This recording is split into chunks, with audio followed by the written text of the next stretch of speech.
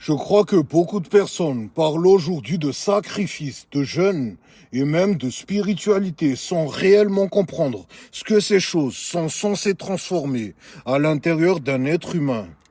J'ai découvert le jeûne dans une période où je n'avais presque rien. Je continuais à m'entraîner avec le ventre vide, très peu d'argent et beaucoup de questions. Puis avec le temps, j'ai compris que Dieu utilisait même le manque pour m'éloigner du bruit, purifier certaines impulsions et m'apprendre à entendre des vérités que le confort recouvre facilement. Depuis, il y a des périodes où je continue volontairement, parce qu'au-delà du corps, le jeûne révèle la place que prennent les compulsions, la distraction permanente, le besoin de remplir le vide et cette agitation intérieure qui éloigne l'être humain de la paix.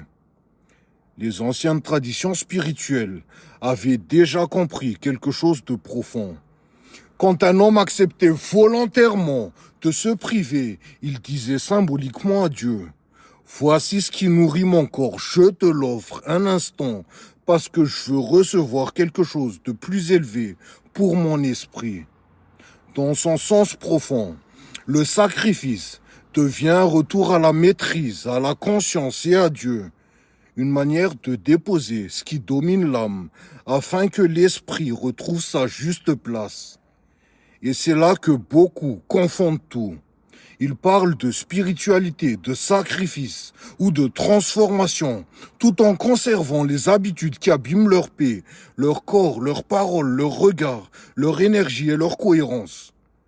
Le jeûne peut être puissant, mais tout le monde n'a pas le même chemin. Certains corps ont besoin de manger davantage. D'autres ont besoin d'un déficit intelligent, de macros ajustés, d'une structure alimentaire précise, d'un entraînement adapté et d'un accompagnement réel pour reconstruire l'énergie, la discipline et la relation au corps avec conscience. Le but est simple: aligner le corps, l'âme et l'esprit pour devenir un être humain plus conscient, plus stable, plus maître de lui et plus disponible pour ce que Dieu veut faire passer à travers lui.